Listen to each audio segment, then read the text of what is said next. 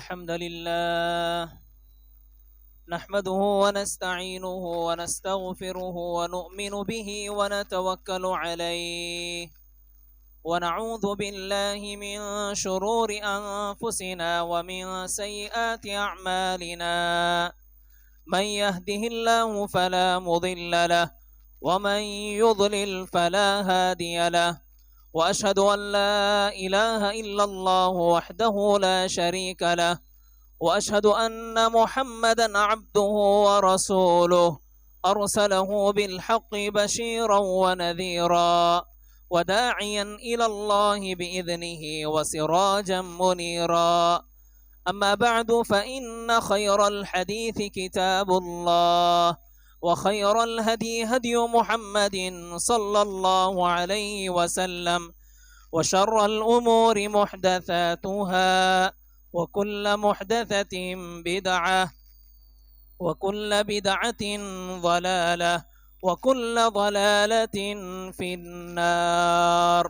أعوذ بالله من الشيطان الرجيم. يا أيها الذين آمنوا اتقوا الله حق تقاته ولا تموتن إلا وأنتم مسلمون. يا أيها الناس اتقوا ربكم الذي خلقكم من نفس واحدة وخلق منها زوجها وبث منهما رجالا كثيرا ونساء واتقوا الله الذي تساءلون به والأرحام إن الله كان عليكم رقيبا. يا أيها الذين آمنوا اتقوا الله وقولوا قولا سديدا يصلح لكم أعمالكم ويغفر لكم ذنوبكم ومن يطع الله ورسوله فقد فاز فوزا عظيما. وقال تعالى في موضع آخر: كل نفس ذائقة الموت ونبلوكم بالشر والخير فتنة وإلينا ترجعون. محترم حاضرین جمعہ اور پردہ نشین خواتین، تمام قسم کی تعریفیں، حمد و ثنا اللہ رب العالمین کے لیے لائق و زیبا ہے۔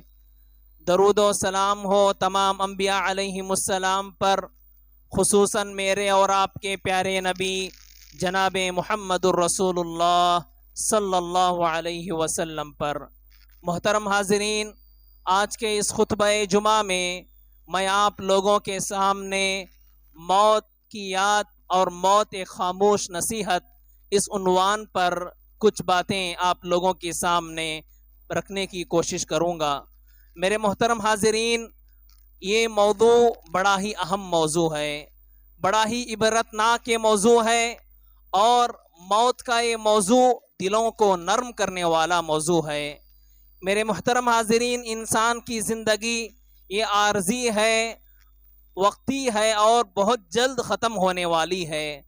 جس منزل پر زندگی ختم ہوتی ہے، سانسیں تھم جاتی ہیں، رک جاتی ہیں، اسی کا نام موت ہے۔ جس انسان کو زندگی کی نعمت ملی ہے، اسے موت کا کڑوا گھونٹ چاہتے ہوئے یا نہ چاہتے ہوئے ایک نہ ایک دن، ایک نہ ایک روز اسے پینا ہے۔ اور اسی طرح سے موت صرف یہ انسان ہی کو آنے والی نہیں ہے، بلکہ موت یہ اللہ رب العالمین کا وہ قانون ہے، اللہ رب العالمین کا یہ وہ فیصلہ ہے جو کائنات کی ہر ذی روح مخلوق کے لیے موت اللہ رب العالمین نے مقرر کر دیا ہے۔ چنانچہ اللہ نے فرمایا: کل نفس ذائقۃ الموت، ہر نفس کو، ہر ذی روح مخلوق کو موت کا مزہ چکھنا ہے۔ موت سے کس کو رستگاری ہے، موت سے کس کو رستگاری ہے، آج ان کی تو کل ہماری باری ہے۔ میرے محترم حاضرین، یہ اللہ رب العالمین کا قانون جو موت کا ہے، یہ موت کا فیصلہ دیگر جو مخلوقات ہیں انسان کے علاوہ، چرند پرند جو حیوانات جانور ہیں، ان کے لیے موت کا مسئلہ کوئی بڑا اور اہم مسئلہ نہیں ہے۔ اس لیے کہ دیگر چرند پرند جانور حیوانات یہ چوپائے یہ بے شعوری کے عالم میں زندہ رہتے ہیں، زندگی گزارتے ہیں، اور بے شعوری کے عالم میں ان کی وفات ہو جاتی ہے، وہ مر جاتے ہیں۔ لیکن انسانوں کے لیے، خاص کر انسانوں کے لیے موت ایک بہت بڑا مسئلہ ہے، موت ایک بہت بڑی اہم خبر ہے، موت انسان کے لیے ایک بہت بڑا صدمہ ہے، ایک بہت بڑا حادثہ ہے موت، اس لیے کہ اس کے دو وجوہات ہیں۔ سب سے پہلی وجہ یہ کہ موت یہ زندگی کے خاتمے کا نام نہیں ہے۔ کوئی ایسا نہ سمجھے کہ میں اس دنیا میں 70 سال 80 سال رہوں گا، مر جاؤں گا، قصہ ختم ہو جائے گا، ایسی بات نہیں۔ اس لیے کہ موت یہ زندگی کے خاتمے کا نام نہیں، بلکہ ایک نئی زندگی کے آغاز کا نام ہے۔ یہ زندگی ختم ہونے کے بعد، دنیاوی زندگی ختم ہونے کے بعد، انسان کے مرنے کے بعد ایک نئی زندگی آئے گی جس میں اسے حساب کتاب لیا جائے گا، جنت و جہنم کے فیصلے ہوں گے، میدان محشر ہوگا، اس کی ہولناکی کو اسے دیکھنا ہوگا۔ تو یہ سارے مراحل ہیں جس کی وجہ سے انسان کے لیے موت ایک بہت بڑا مسئلہ ہے۔ اسی طرح سے دوسری وجہ کہ موت کیوں انسان کے لیے ایک بہت بڑا حادثہ اور صدمہ ہے، اس لیے کہ انسان فطرتاً زندگی کا حریص اور لالچی واقع ہوا ہے۔ ہر کوئی یہ چاہتا ہے کہ اسے لمبی سی لمبی اور بڑی سی بڑی عمر مل جائے۔ اللہ تعالیٰ فرماتا ہے یود احدہم لو یعمر الف سنہ۔ کفار، یہود و نصارہ، نافرمانوں کے بارے میں اللہ رب العالمین نے کہا کہ انسانوں میں کا لوگوں میں کہ ہر کوئی یہ چاہتا ہے کہ اسے 1000 سال اسے مل جائے، لمبی سی لمبی اسے مل جائے۔ آدمی جینے سے تھکتا نہیں ہے، اس کی ارمانیں، اس کی خواہشیں اتنی ہوتی ہیں کہ اگر نوح علیہ السلام کی عمر بھی اسے دی جائے تو اس کی خواہشیں، اس کی ارمانیں، اس کی آرزویں یہ ختم ہونے والی نہیں ہیں۔ اسی لیے پیارے نبی جناب محمد رسول اللہ صلی اللہ علیہ وسلم نے فرمایا لا يزال قلب الكبیر شابا فی اثنتین فی حب الدنیا وطول الامل۔ پیارے نبی فرماتے ہیں کہ انسان بوڑھا ہوتا ہے، انسان جیسے جیسے بوڑھا ہوتا ہے اس کے اندر، اس کے دل میں دو خواہشیں، دو آرزویں، دو چیزوں کی محبت اور زیادہ بڑھ جاتی ہے۔ جیسے جیسے انسان بڑھتے جاتا ہے، بوڑھا ہوتے جاتا ہے، دو چیزیں اس کی جوان ہوتی جاتی ہیں۔ ایک چیز کیا ہے؟ مال اور دولت کی محبت، دنیا کی محبت۔ آدمی جیسے جیسے بڑا ہوتا ہے، بڑی عمر والا ہوتا ہے، ویسے ویسے اس کے دل میں مال کی، دنیا کی، دولت کی حرص اور ہوس اور محبت بڑھتے جاتی ہے، جوان ہوتے جاتی ہے۔ اسی طرح سے انسان دنیا میں عمر کے حساب سے تو بوڑھا ہوتا رہتا ہے، لیکن اس کے خواہشات، اس کی آرزویں، اس کی تمنائیں یہ جوان رہتی ہیں، کبھی بوڑھی نہیں ہوتی۔ ہزاروں خواہشیں ایسی ہیں کہ ہر خواہش پہ دم نکلے، بہت نکلے میرے ارماں لیکن پھر بھی کم نکلے۔ تو بتانے کا مقصد یہ ہے کہ یہ دو وجوہات کہ انسان فطرتاً زندگی اور لمبی عمر پانے کا حریص واقع ہوا ہے، اس لیے، اور اسی طرح سے انسان کی یہ جو موت ہے زندگی کی، یہ موت انسان کی زندگی کے خاتمے کا نام نہیں، بلکہ مرنے کے بعد اسے ایک نئی زندگی جس میں حساب کتاب ہوگا۔ یہ دو وجوہات کی بنا پر انسان کے لیے موت کا مسئلہ ایک بہت بڑا مسئلہ ہے۔ اسی طرح سے میرے محترم حاضرین، موت کا کوئی وقت مقرر نہیں ہے۔ ضروری نہیں ہے کہ موت انسان کو بڑھاپے میں آئے، موت انسان کو بڑھاپے میں آئے یا لمبی بیماری کے بعد، علالت کے بعد آئے، یہ ضروری نہیں۔ بسا اوقات بہت سارے بچے اپنے ماں کے پیٹ میں، مادر رحم میں رہتے ہیں، 4 مہینے ہونے کے بعد مادر رحم میں روح پھونک دی جاتی، بچے کے اندر جان آ جاتی ہے۔ تو اللہ رب العالمین جب چاہے، جس وقت چاہے انسان کو موت دے دیتا ہے۔ تو بہت سارے بچے دنیا میں آنے سے پہلے وفات کر جاتے ہیں، یا دنیا میں آنے کے بعد 1 سال 2 سال چند سال کے بعد بھی بہت سارے بچے انتقال کر جاتے ہیں، نوجوان انتقال کر جاتے ہیں۔ تو یہ سوچ بالکل غلط ہے کہ انسان بوڑھا ہونے کے بعد یا لمبی عمر پانے کے بعد یا بیماری وغیرہ آنے کے بعد، لمبی عمر کے بعد اس کی موت آئے گی، یہ بالکل سراسر اس کی غلط فہمی ہے۔ اور اسی طرح سے موت کا جس طرح سے وقت متعین اور مقرر نہیں ہے، اسی طرح سے موت کی جگہ بھی متعین نہیں ہے، مقرر نہیں ہے، انسان کو نہیں بتایا گیا ہے کہ وہ کہاں مرنے والا ہے، کس جگہ پہ مرنے والا ہے۔ وَمَا تَدْرِي نَفْسٌ بِأَيِّ أَرْضٍ تَمُوتُ، اور کوئی جان، کوئی نفس یہ نہیں جانتا، کوئی انسان یہ اسے معلوم نہیں ہے کہ اسے کہاں پر مرنا ہے، کس جگہ پر مرنا ہے۔ لہٰذا کسی بھی وقت کسی بھی جگہ پر انسان کی موت آ سکتی ہے۔ ضروری نہیں کہ انسان بیمار ہونے کے بعد ہاسپٹل میں ہو اور ہاسپٹل میں اسے موت آئے، ضروری نہیں، بلکہ بازار میں موت آ سکتی ہے، ہسپتال میں موت آ سکتی ہے، اسی طرح سے مسجد میں موت آ سکتی ہے، سڑک میں آ سکتی ہے، اپنے گاؤں، اپنے شہر میں، یا کسی اور اجنبی شہر، اجنبی ملک میں بھی موت آ سکتی ہے۔ لیکن یہ اللہ رب العالمین کا قانون ہے، اللہ جب چاہے، جہاں چاہے، جسے چاہے موت دے دیتا ہے۔ وَلَن يُؤَخِّرَ اللَّهُ نَفْسًا إِذَا جَاءَ أَجَلُهَا، جب کسی نفس کا مقررہ وقت فیصلہ آ جاتا ہے تو مقررہ وقت سے پہلے کوئی تاخیر نہیں کی جائے گی اور نہ ہی جلد بازی سے کام لیا جائے گا۔ وقت مقررہ پر انسانوں کو موت آ جاتی ہے۔ البتہ شریعت موت کے سلسلے میں ہمیں کیا تعلیم دیتی ہے، کیا رہنمائی دیتی ہے؟ دیکھیے میرے محترم حاضرین، موت اور زندگی کے بارے میں شریعت اسلام ہمیں یہ تعلیم دیتے ہیں کہ ہمیں موت اور زندگی کو اس نظر سے دیکھنا چاہیے، اس نقطۂ نظر سے ہمیں دیکھنا چاہیے کہ انسان کے زندگی اور اس کے موت کے درمیان صرف اتنا ہی کم فاصلہ ہے جتنا کہ ایک نماز کے بعد دوسرے نماز کے وقت جو فاصلہ ہوتا ہے، ڈسٹینس ہوتا ہے۔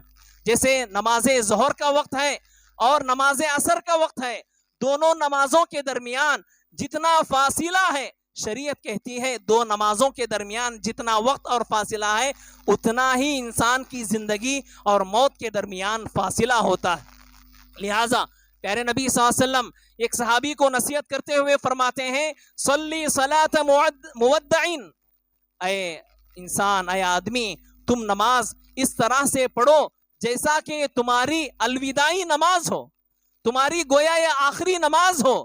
لہٰذا آدمی کو چاہیے کہ نماز پڑھتے ہوئے اسے یہ تصور ہونا چاہیے کہ گویا وہ زندگی کی آخری نماز پڑھ رہا ہے، آخری سجدے اور آخری رکوع کر رہا ہے، اسی لیے کہ کسی کو معلوم نہیں کس کی موت کب آنے والی ہے۔ تو شریعت یہ ہمیں تعلیم دیتی ہے کہ زندگی اور موت کے درمیان بہت مختصر سا فاصلہ، بہت مختصر سی مدت ہوتی ہے۔ اسی طرح سے شریعت ہمیں یہ بھی تعلیم دیتی ہے کہ ہم موت کو اور زندگی کو اس نظریے سے دیکھیں، گویا صبح اور شام کا جو فاصلہ اور وقت ہوتا ہے۔ اللہ کے نبی صلی اللہ علیہ وسلم اور اسی طرح سے ابن عمر رضی اللہ عنہما لوگوں کو ہمیشہ سے نصیحت کرتے، اذا اصبحت فلا تنتظر المساء، جب تم صبح کرو تو شام کا انتظار نہ کرنا، واذا امسیت فلا تنتظر الصباح، اور جب تم شام کرو تو صبح کا انتظار انسان کو نہیں کرنا چاہیے، اس لیے کہ موت کبھی بھی آ سکتی ہے۔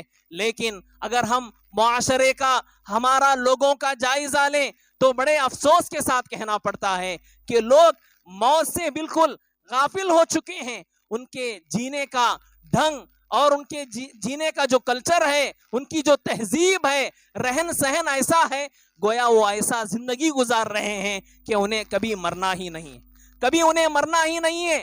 دنیا کی محبتوں میں، دنیا کی رنگینیوں میں وہ اپنے آپ کو مصروف کر دیے ہیں، اس میں منہمک ہو گئے ہیں، آخرت سے غافل ہیں، آخرت سے لاپرواہ، موت سے لاپرواہ اور غافل ہو گئے ہیں۔ اور اس قدر دنیا کمانے میں نہ حلال کی تمیز نہ حرام کی تمیز، آدمی دنیا کے پیچھے اتنا پڑا ہوا ہے، اتنا وہ مال اور دولت جمع کرنے میں لگا ہوا ہے کہ گویا اسے 1000 سال جینا ہے، 1000 سال جینا ہے، اتنا سامان وہ آدمی بندوبست کر کے رکھا ہوا ہے۔ لیکن موت ایسی ہے کہ انسان کے لیے پل بھر کی مہلت نہیں دیتی۔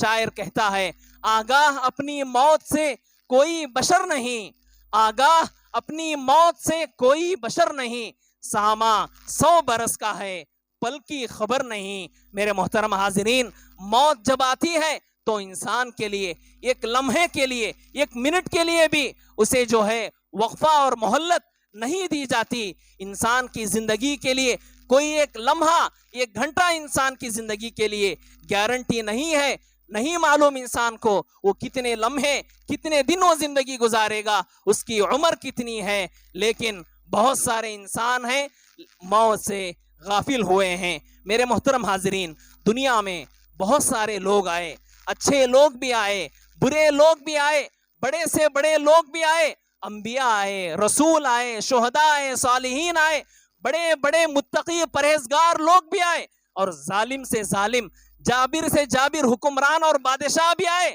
لیکن دائمی زندگی، ابدی زندگی کسی کو اللہ رب العالمین نے اس دنیا میں نہیں بخشی. اللہ رب العالمین کہتا ہے وَمَا جَعَلْنَا لِبَشَرٍ مِّن قَبْلِكَ الْخُلْدَ. اے نبی، آپ سے پہلے جتنے بھی انسان اس دنیا میں آئے کسی کو ہم نے دائمی اور ابدی زندگی نہیں دیے. سب کو موت کا مزہ چکھنا پڑا، سب اس دنیا سے فانی ہو گئے، چلے گئے، ختم ہو گئے.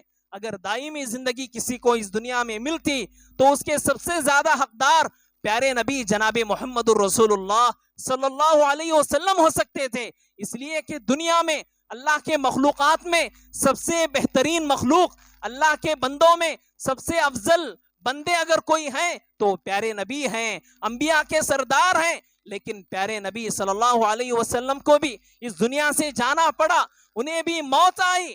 لو کان فی الدنیا بقاء لما مات خیر المرسلین محمد. عربی شاعر کہتا ہے کہ اگر دنیا میں کسی کو بقا ہوتی، دائمی زندگی اگر کسی کو ملتی تو پیارے نبی صلی اللہ علیہ وسلم کو کبھی وفات اور موت نہیں آتی. پیارے نبی صلی اللہ علیہ وسلم کو وفات آئی، موت آئی، پیارے نبی بھی دنیا چھوڑ کر گئے. مطلب یہ ہے کہ دنیا میں جو بھی انسان ہیں، جو بھی ذی روح مخلوق ہے اللہ کی، سارے مخلوق کو، سارے نفس کو، انسانوں کو یہ موت کا مزہ چکھنا ہے. چاہے وہ کتنا بھی بڑا ولی، پیغمبر، بزرگ انسان کیوں نہ ہو، اسے ایک نہ ایک دن موت کا مزہ چکھنا ہے. ہر شخص، ہر انسان موت سے ہار مانی ہے. کوئی کسی کو، آدمی چاہے اس کے پاس کتنا بھی بڑا فن، کتنا بھی بڑا علم اور ٹیلنٹ کیوں نہ ہو، بڑے سے بڑا ڈاکٹر کیوں نہ ہو، وہ نہ کسی کو بچا سکتا ہے، نہ خود وہ اپنے آپ کو موت سے بچا سکتا ہے. اس لیے کہ موت ایک اٹل حقیقت ہے. میرے محترم حاضرین، موت ایک ایسی چیز ہے کہ یہ موت بہت سارے ہنگاموں کو اس نے خاموش کر دیا ہے. موت کتنے ہی معصوم کلیوں کو روند کر رکھ دیا ہے، کتنے ہی چڑھتی جوانیوں کو موت نے ڈس کر رکھ دیا ہے، کتنی ماؤں کی گودوں کو موت نے خالی کر دیا ہے، کتنے ہی ارمانوں کے خون موت نے کر دیا ہے. اور موت ایک ایسی چیز ہے، کتنے ہی عورتوں کو بیوہ کر دیا، کتنے ہی بچوں کو یتیم کر دیا، اور کتنے ہی لوگوں کی خوشیوں کو موت نے چھین کر رکھ دیا ہے. اسی لیے پیارے نبی صلی اللہ علیہ وسلم نے موت کا تعارف کرتے ہوئے فرمایا ہادم اللذات، یہ موت لذتوں کو ختم کر دینے والی چیز ہے. میرے محترم حاضرین، انسان کے بہت ساری لذتیں ہوتی ہیں، کھانے کی لذت، پینے کی لذت، دیکھنے کی، چھونے کی لذت، ہر طرح کی لذتیں ہوتی ہیں. لیکن موت ایک ایسی چیز ہے، دنیا میں جتنے بھی مزے ہیں، جتنے بھی لذتیں ہیں، ساری لذتوں کو ختم کر دینے والی چیز، سارے مزے کو بیکار اور برباد کرنے والی چیز اگر کوئی ہے تو یہ موت ہے. اسی لیے پیارے نبی صلی اللہ علیہ وسلم فرماتے ہیں اکثروا ذکر ہادم اللذات، لذتوں کو ختم کر دینے والی چیز یعنی موت کو کثرت سے تم یاد کرو. میرے محترم حاضرین، غور کریں، اگر کسی معاشرے میں کسی جگہ پر شادی ہو رہی ہو، شادی میں کئی لوگ، 100-200 لوگ جمع ہوئے ہوں، سارے لوگوں کی خوشیاں ہیں، لوگ خوشی منا رہے ہیں، شادی ہو رہی ہے، ایک طرف 100-200 لوگوں کی خوشی ہے، اچانک اسی مجلس میں، اسی محفل میں، اسی شادی خانے میں ایک انسان کی موت ہو جاتی ہے، وفات پا جاتا ہے، تو 200-300 لوگوں کی خوشی ایک طرف، ایک آدمی کی موت ایک طرف. ایک آدمی کے مرنے سے سارے لوگوں کی خوشیاں منٹوں میں ختم ہو جاتی ہیں، لمحوں میں آدمی پریشان ہو کے رہ جاتا ہے. اسی لیے موت کو اللہ کے نبی صلی اللہ علیہ وسلم نے فرمایا کہ ہازم اللذات، یہ لذتوں کو ختم کر دینے والی چیز ہے. بخاری کی روایت ہے، پیارے نبی صلی اللہ علیہ وسلم صحابہ کرام کے ساتھ بیٹھے ہوئے تھے، آپ صلی اللہ علیہ وسلم کے سامنے سے ایک جنازہ گزرا تو آپ صلی اللہ علیہ وسلم جنازے کو دیکھ کر فوراً کھڑے ہو گئے. پیارے نبی صلی اللہ علیہ وسلم سے صحابہ نے کہا انہا جنازۃ یہودین، اے نبی آپ کو کھڑے ہونے کی کیا ضرورت، یہ تو ایک یہودی کا جنازہ، یہ تو ایک کافر کا جنازہ ہے. تو پیارے نبی صلی اللہ علیہ وسلم نے صحابہ سے کہا الیست نفسا، یہ یہودی کا جنازہ ہو تو کیا ہوا، یا کیا انسان کی جان نہیں ہے، کیا ایک انسان کی جان نہیں ہے. تو پیارے نبی صلی اللہ علیہ وسلم یہ کہہ کر ہمیں اس بات کی تعلیم دی کہ موت کی ہیبت کو، چاہے وہ کافر کی لاش کیوں نہ ہو، کافر کا جنازہ، یہودی کا جنازہ کیوں نہ ہو، انسان دوسروں کی موت سے عبرت حاصل کرنا چاہیے، موت کی ہیبت کو محسوس کرنا چاہیے. ہمیشہ اللہ کے نبی صلی اللہ علیہ وسلم نے موت کے سلسلے میں کہا کہ موت ایک باعث عبرت ہے، موت کے ذریعے سے ہمیں عبرت اور نصیحت حاصل کرنا چاہیے، اس لیے کہ موت ایک بہت بڑا پیغام ہے، موت ایک بہت بڑا درس ہے، موت ایک بہت بڑی وارننگ، انسان کے لیے ایک بہت بڑی تنبیہ ہے. پیارے نبی فرماتے ہیں کفا بالموت واعظا، واعظ و نصیحت کے لیے موت کافی ہے. انسان بہت سارے ہزاروں سینکڑوں دروس اور خطبات سنتا ہے، لیکن بہت سارے لوگ ایسے ہیں ان کو خطبات اتنے اثر انداز نہیں ہوتے، بیانات سن کے بھی وہ سدھرتا نہیں، سنبھلتا نہیں. لیکن کبھی کبھار ایسا ہوتا ہے کہ انہی کے گھرانے میں، انہی کے رشتہ داروں میں کوئی قریبی آدمی کی وفات ہو جاتی ہے، اس کے گھر میں کسی کی موت آ جاتی ہے، تو آدمی اپنے گھر والوں کے، اپنے قریبی رشتہ داروں کی موت کی وجہ سے اس کی دنیا، اس کی دل کی دنیا بدل جاتی ہے، اس کی زندگی بدل جاتی ہے، وہ سدھر جاتا ہے، سنبھل جاتا ہے، دنیا کی حقیقت اس کے سامنے معلوم ہو جاتی ہے، اس کے عقل سے پردے، غفلت کے پردے اڑ جاتے ہیں. تو میرے محترم حاضرین، تو موت پیارے نبی صلی اللہ علیہ وسلم نے فرمایا کہ واعظ و نصیحت کے لیے موت یہ بہت بڑی چیز ہے، واعظ و نصیحت کے لیے انسان کے لیے موت یہ کافی ہے. اسی طرح سے براء ابن عازب رضی اللہ عنہ راوی ہیں، وہ بیان فرماتے ہیں کہ ایک انصاری صحابی کا انتقال ہوا، انتقال ہونے کے بعد ان کی تدفین کے لیے پیارے نبی صلی اللہ علیہ وسلم صحابہ کرام جنازے کو لے کر قبرستان جاتے ہیں کہ ابھی خبر تیار نہیں ہوئی ہے، خبر کھودی جا رہی ہے. لہٰذا صحابہ کرام پیارے نبی صلی اللہ علیہ وسلم انتظار میں قبرستان میں بیٹھ جاتے ہیں. آپ صلی اللہ علیہ وسلم کے ہاتھ میں چھڑی تھی، آپ صلی اللہ علیہ وسلم زمین پر کھریدنے لگتے ہیں، اور آپ صلی اللہ علیہ وسلم ہاتھ میں رہی چھڑی سے زمین میں کھرید رہے ہیں، اور آپ کی آنکھوں سے آنسو جاری ہیں، آپ صلی اللہ علیہ وسلم زار و قطار رو رہے ہیں، اور پیارے نبی صلی اللہ علیہ وسلم روتے ہوئے، راوی کہتے ہیں حتی بل الثرا، اس قدر پیارے نبی صلی اللہ علیہ وسلم کی آنکھوں سے آنسو جاری تھے کہ آپ صلی اللہ علیہ وسلم کے سامنے کی زمین گیلی ہو گئی، بھیگ گئی آنسوؤں کی وجہ سے.